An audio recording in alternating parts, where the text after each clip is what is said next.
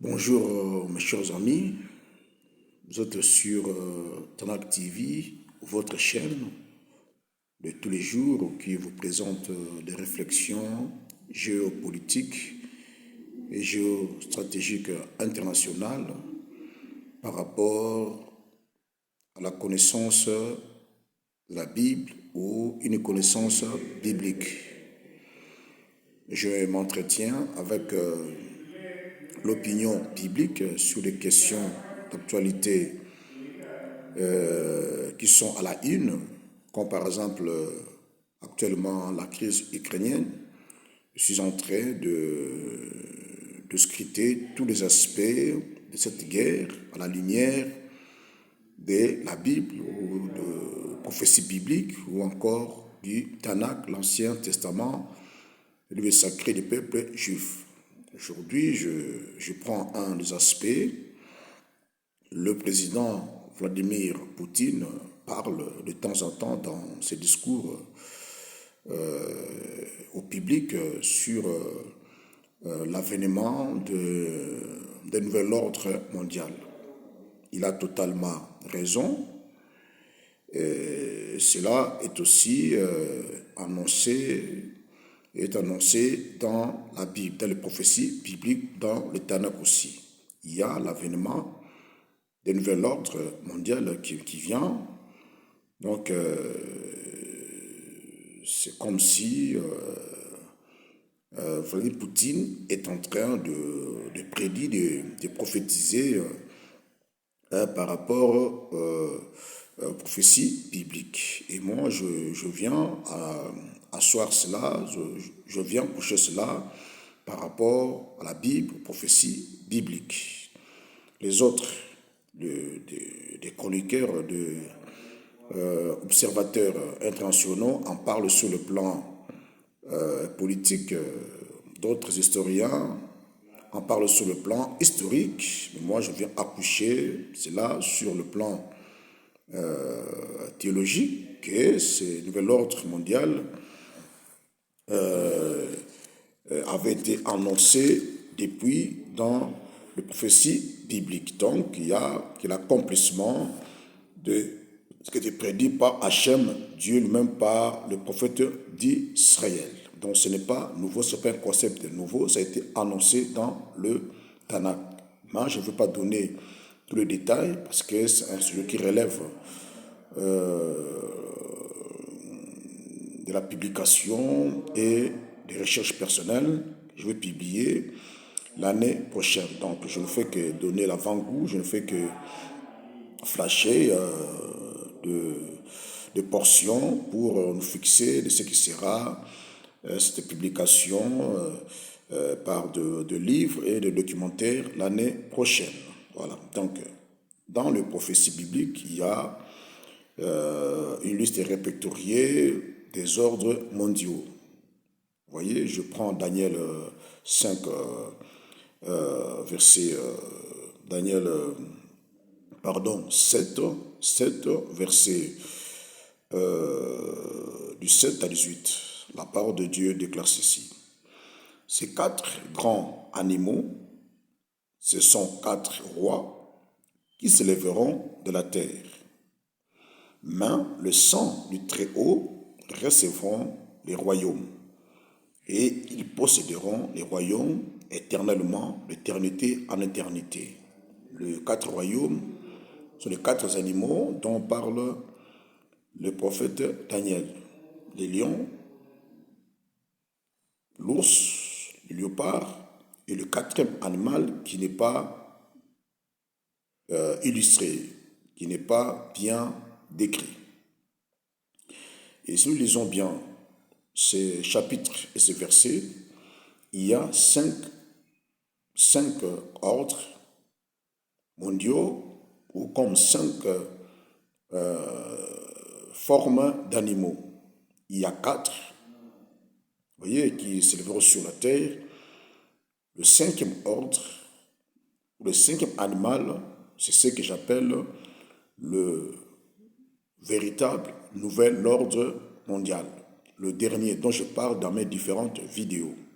Celui qui les suit C'est de ce que je parle. La Pax israélienne autrement, c'est le cinquième, le dernier ordre véritable mondial qui vient avec Hachem, qui va s'installer sur la terre. C'est le dernier gouvernement mondial dont le peuple juif, l'État d'Israël, auront la primauté pour diriger le monde entier éternellement, sans fin, sans limite. Et ça sera une époque spéciale, spécifique, unique. Le monde entier sera judaïsé.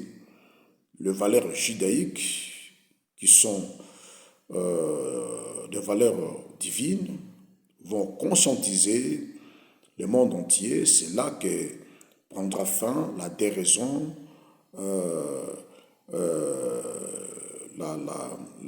prendra fin l'animalisation de la planète. C'est là que prendra fin les actes irréfléchis des nations dont je parle. C'est là que prendra fin ce que je dis,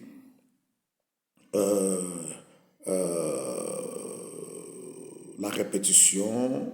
Oui, c'est là que prendra fin l'instant des nations dont je parle. Vous voyez, prendra fin l'animalisation de la planète. Voilà, c'est le judaïsme qui viendra enlever, voyez, ce que j'appelle aujourd'hui, qui caractérise les nations, l'animalisation de la planète. Vous voyez, les planètes ont été formatées, programmées à agir comme les animaux par instinct. Cela prendra fin à le cinquième ordre mondial. Je reviens. Vladimir Poutine, dans ces derniers temps, vu les limites des États-Unis, vu les limites de l'Union européenne, la France, la Grande-Bretagne, l'Allemagne et bien d'autres puissances, Vladimir Poutine annonce l'avènement, l'installation d'un nouvel ordre mondial. Selon sa pensée, cet ordre mondial sera multilatéraliste ou le multilatéralisme.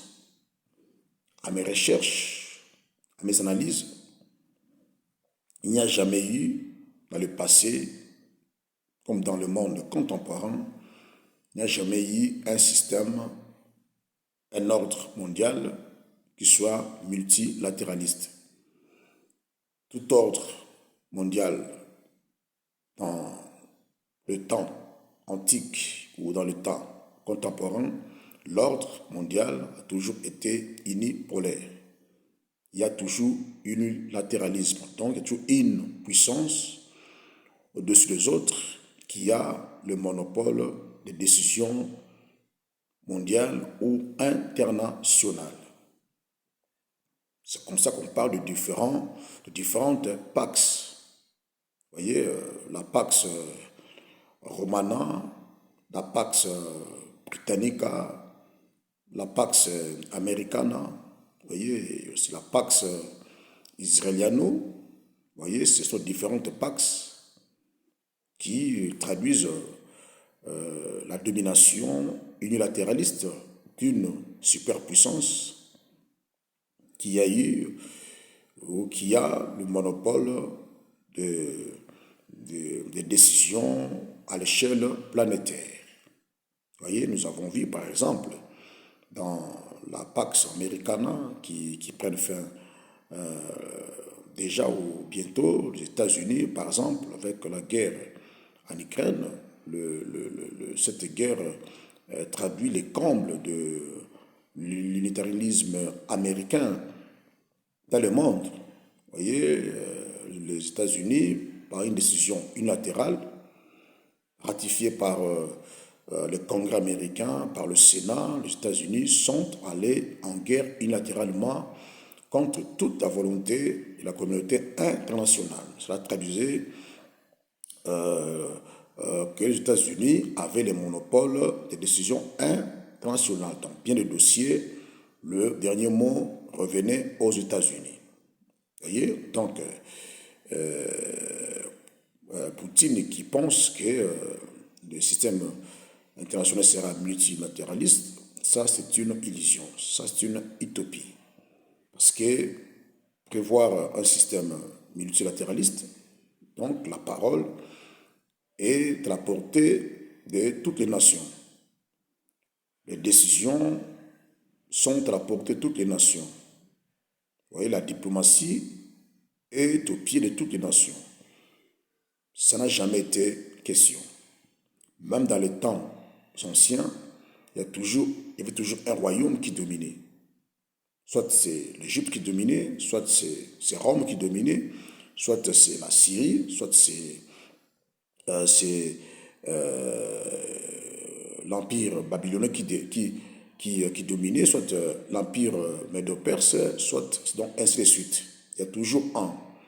Et je prends ce principe de la pesanteur qui dit que tout objet lancé en haut ne fait que revenir en bas. Vous voyez, là, donc je parle, il y a toujours une apogée pour une superpuissance, il y a toujours une décadence. Donc les deux marchent de pair, l'apogée et la décadence. Aucune nation superpuissance ou puissante n'est restée superpuissante, superpuissance éternellement, excepté l'État d'Israël qui restera une superpuissance mondiale éternellement acceptée. C'est ce que la parole de Dieu déclare ceci. Vous voyez, c'est ce que la parole de Dieu déclare au verset 18e, Daniel 7, verset 18. Mais le sang du Très-Haut recevront les royaumes, et ils posséderont les royaumes éternellement, d'éternité en éternité.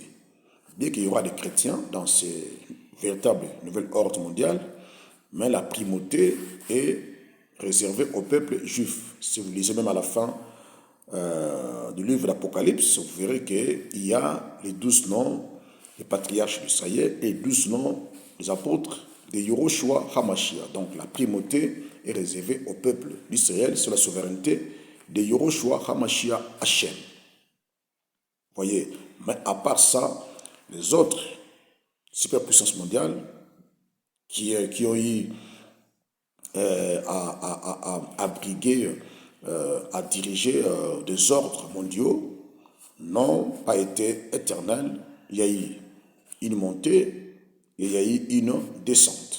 C'est comme ça que je peigne, sans pour autant être un anti-américaniste, je parle de la fin de l'ère américaine.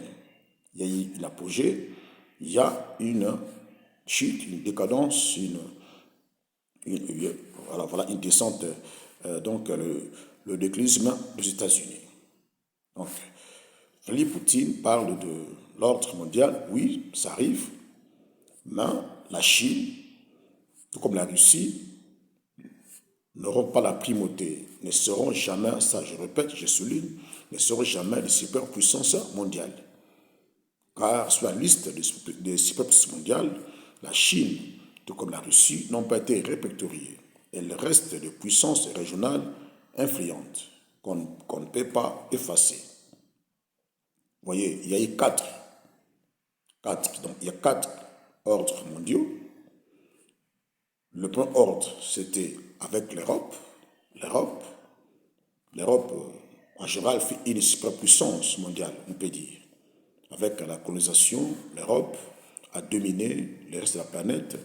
Ces valeurs se sont universalisées. Ça, nous en connaissons aujourd'hui. Les nations bâtissent leur politique sur des valeurs occidentales ou européennes. Et avec la Seconde Guerre mondiale, il y a eu un nouvel ordre mondial qui a supplanté le premier, qui était en grande partie détenu par l'Empire britannique et qui s'était affaibli avec la Seconde Guerre mondiale qui a ruiné l'Europe. Les États-Unis, l'URSS sont venus, ont supplanté la domination européenne tenue en grande partie par l'Empire britannique, ils ont pris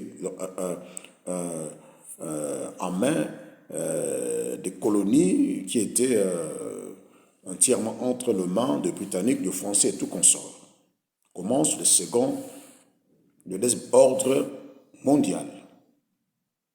Vous voyez, l'URSS et les États-Unis. Alors, cet ordre mondial a continué, a été géré, il y a eu un jumelage dans cette gestion, l'URSS et les États-Unis. Et les prophéties parlent de l'effondrement de l'URSS avant les États-Unis qui a continué avec la Pax Americana et nous voyons actuellement les États-Unis montrent ses limites. Nous entrons, on peut dire, au troisième ordre mondial qui sera chapeauté par l'Union européenne. L'Union européenne. Vous voyez?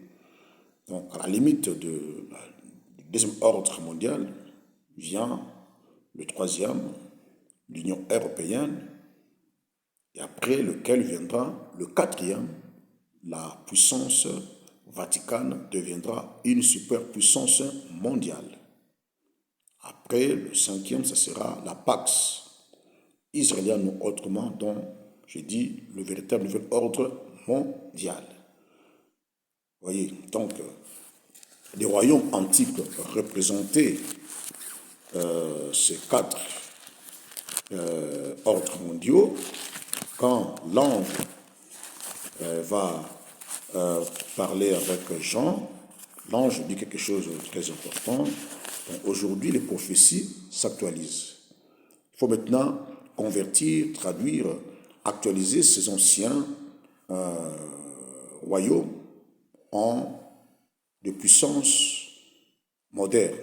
Nous avons les États-Unis, il y a eu l'URSS. Aujourd'hui, l'URSS continue de subsister par la Russie. Nous avons la Chine, nous avons la France, nous avons la Grande-Bretagne, nous avons l'Allemagne qui se réveille pour le moment. Vous voyez, ça aussi c'est prophétique. Donc aujourd'hui, il faut passer de ces royaumes antiques aux puissances contemporaines mondiales. Apocalypse 11, non, Apocalypse 10, verset 11, l'ange disait à Jean ceci, écoutez,